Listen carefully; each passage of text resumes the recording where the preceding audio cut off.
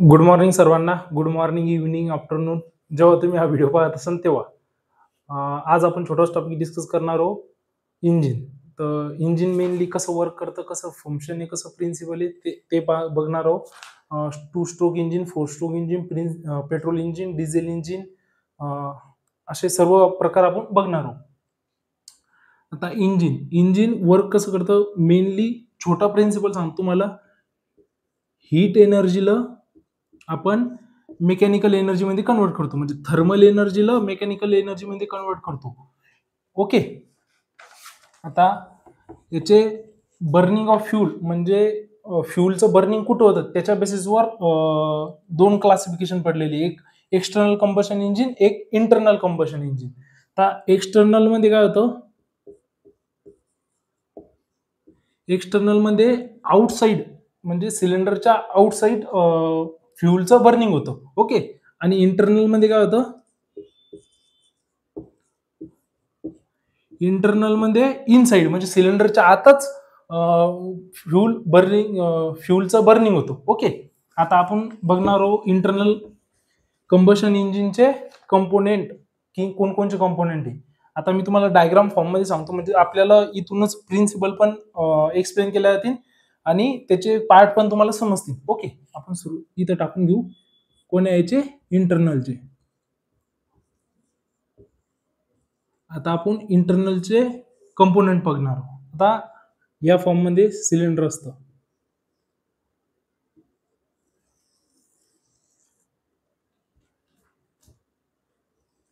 हे झालं. आता या पूर्ण जी याला काय म्हणतात, सिलेंडर म्हणतात. ओके. आणि याच्यानंतर असा एक पार्ट असतो, असा एक पार्ट असतो. ओके. तर आपण त्याचे पूर्ण पाहून घेऊ. पहिले याला काय म्हणतात, सिलेंडर. ओके. या पूर्ण याला सिलेंडर म्हणतात. आता हा जो पार्ट आहे ना, हा वाला, त्याला म्हणतात सिलेंडर ब्लॉक. सिलेंडर हा त्याचा ब्लॉक. ओके. आता इथं जे आहे ना, कूलिंग वॉटर असतं या हिच्यात. कोणचं, कूलिंग वॉटर.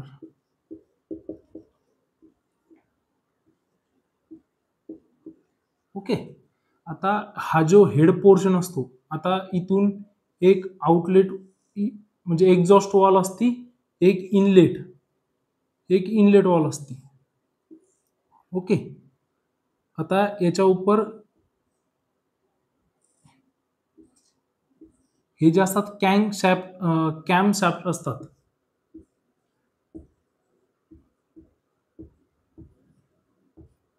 कॅम शॅफ्ट काय काम करतात, हे क्लोजिंग आणि opening of inlet and exhaust wall, म्हणजे इनलेट आणि एक्झॉस्ट वॉलचं क्लोजिंग अँड ओपनिंग करण्याचं काम कोण करतं, कॅम शॅफ्ट करतो. ओके. आणि इथं स्पार्क असतो. ओके.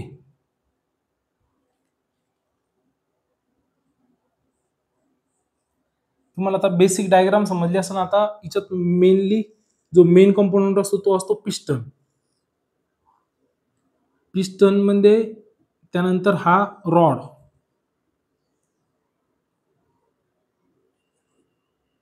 त्यानंतर हे जे असतं क्रँकशॅफ्ट.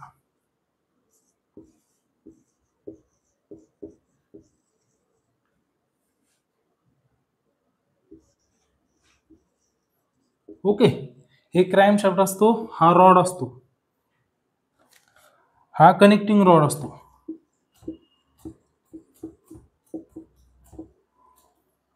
त्यानंतर इथं पिस्टन पिन असते.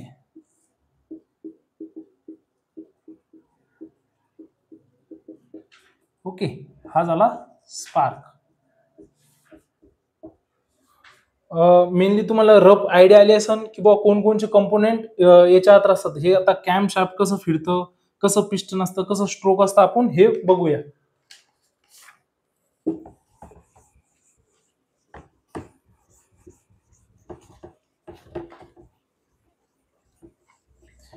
आता बेसिक प्रिन्सिपल पाहू आपण की कसं वर्क करतं internal combustion engine. Okay.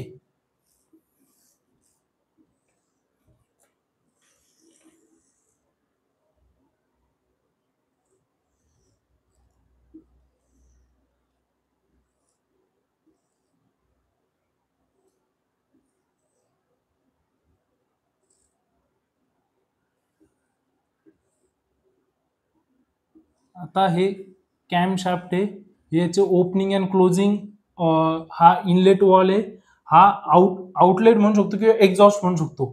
Okay, याच्यातून आउट जाते. आता सुरुवातीला आपण पेट्रोल इंजिनचं पाहू. ओके, हा स्पार्क आहे. इथून काय होतं, एअर प्लस फ्यूलचं जे मिक्सचर आहे ते आत येतं. आत आल्याच्या नंतर इथं जो पिस्टन राहतो ना, पिस्टनला खाली लोटतो. ओके, खाली लोटल्याच्या नंतर तो खाली सप्रेस होतो. व इथं जर असेल तो कुठं जातो, खाली जातो. खाली आला तर मग वरून पिस्टन खाली आला, तो झाला वन स्ट्रोक. ओके, त्यानंतर खाली आल्याच्या नंतर सप्रेस झाला, तो खाली आला, नंतर तो वरी जातो. फोर्सनं वरी गेल्याच्या नंतर इथं प्रेशर वाढतं. एअर प्लस फ्यूल असतो आणि हा स्पार्कनं इथं एअर प्लस फ्यूल इथपर्यंत पिस्टन आला. पुन्हा एअर प्लस फ्यूल असतं ना, हा स्पार्क असतो. या स्पार्कमुळे काय होतं, हा बर्न होतो. हा बर्न झाल्याच्या नंतर पॉवरनं तो खाली येतो पुन्हा. मग पुन्हा पिस्टन खाली आला, या लेवलला आला. ओके, तर तो पहिले खाली आला वन स्ट्रोक, नंतर वरी गेला दुसरा स्ट्रोक, त्यानंतर तिसरा स्ट्रोक कसं झाला, तो डबल पॉवर स्ट्रोक. एअर आणि फ्यूल जेव्हा बर्न झालं तेव्हा पॉवरनं तो खाली आला. तो जो तिसरा स्ट्रोक येतो तो येतो power stroke. Okay, power stroke आला, त्यानंतर तो बाहेर चालला जातो. मग इथं जी बर्न झालेलं आहे फ्यूल, हे बर्न झालेलं फ्यूल हा वॉल ओपन होऊन आउटसाइड चालला जातो. जेव्हा एकदा इन झाला त्यानंतर हा वॉल ओपन होतो, हा पण वॉल ओपन होतो. मग हे खाली जातं, खालून वरी आलं की मग इथं फ्यूल बर्न होतं. तोपर्यंत दोन्ही वॉल बंदच राहतात. नंतर पॉवरनं खाली जातो, खाली गेल्याच्या नंतर हा वॉल ओपन होऊन जातो. ओपन झाल्याच्या नंतर जे जळालेले गॅसेस आहे ते सर्व गॅसेस बाहेर निघून जातात. ओके, तुम्हाला समजलं असेल की आता 4 स्ट्रोक कसे, की पहिला स्ट्रोक जो फ्यूल आत आला तो वन स्ट्रोक झालं, त्यानंतर पिस्टन डबल वरी गेला तो दुसरा स्ट्रोक, एअर आणि फ्यूल बर्न झालं तो, त्यानंतर तो पिस्टन खाली आला तो तिसरा स्ट्रोक. ओके, चौथा स्ट्रोक जेव्हा तो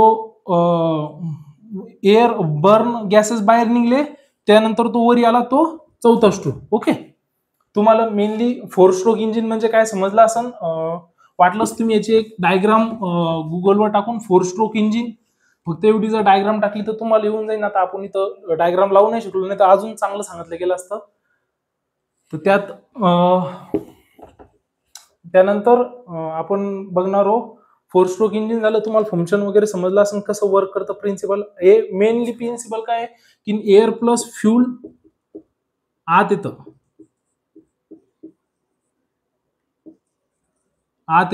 आत आल्याच्या नंतर जो पिस्टन असतो तो खाली जातो, त्यानंतर डबल पिस्टन वरी आला की एअर प्लस फ्यूल ते बर्न होतं. बर्न झालं की डबल तो खाली जातो, पॉवर स्ट्रोक त्याला आपण म्हणतो. पॉवर स्ट्रोक नंतर जे गॅसेस असतात ते गॅसेस डबल आउटसाइड निघून जातात. त्या गॅसेस तो कसा असतात, चौथा 4 स्ट्रोक असतो, ते एक्झॉस्ट स्ट्रोक पण म्हणतो त्याला. त्यातून गॅसेस बाहेर निघून जातात. ओके, आता तुम्ही म्हणसान सर पेट्रोल इंजिन आणि डिझेल इंजिन मध्ये काय फरक आहे. तर जो आपण इथं स्पार्कचा यूज केला फ्यूल बर्न करण्यासाठी, त्या जागी काय असतं, इग्निशन असतं.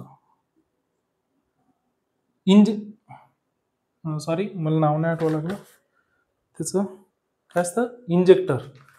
ओके, इंजेक्टर असतं, फ्यूल इंजेक्टर. तर फ्यूल इंजेक्टर असतं स्पार्कच्या जागी. आणि त्यात काय होतं, जेव्हा आपण पेट्रोल इंजिन पाहतो त्यात एअर प्लस फ्यूल येते. ओके, पण इथं एअर प्लस फ्यूल नाही, फक्त एअर येते. फक्त एअर आत आल्याच्या नंतर काय होतं, मग फक्त एअर जाळ धरणार आहे का, नाही. मग हिच्यातून काय येतं, हिच्यातून डिझेल येतं. ओके. आणि ते मग सर म्हणतात तुम्ही ते बर्न कसं होतं, समजा एअर इकडून आली आणि फ्युल इकडून आलं, पण बर्न कसं होईल, तर ते बर्न होण्यासाठी हाय प्रेशर म्हणजे जेव्हा ते एअर आत लोटते पिस्टनला, पिस्टन खालून जेव्हा वरी येतो, वरी आल्याच्या नंतर इथं हाय प्रेशर जनरेट होतं. हाय प्रेशर जनरेट झाल्यानंतर 700 डिग्री पर्यंत टेम्परेचर जातं. 700 डिग्री पर्यंत टेम्परेचर गेलं म्हणजे तो काय होतो, बर्न होतो. बर्न झाला की आपण मध्ये तो बर्न झाल्याच्या नंतर पॉवर स्ट्रोक म्हणजे तिसरा स्ट्रोक पडतो. ओके.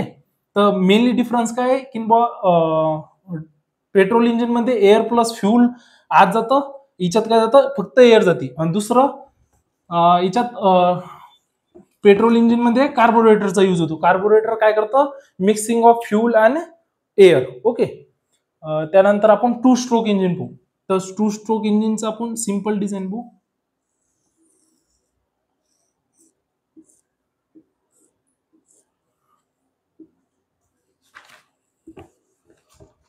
टू स्ट्रोक मध्ये काय होतं, जे पिस्टन आहे ते सुरुवातीला वरी असतं, समजा पहिले आलं अपवर्ड, पिस्टन अपवर्ड असतं. तर अपवर्ड असल्यामुळे काय होतं, इथं बर्निंग ऑफ फ्यूल असते.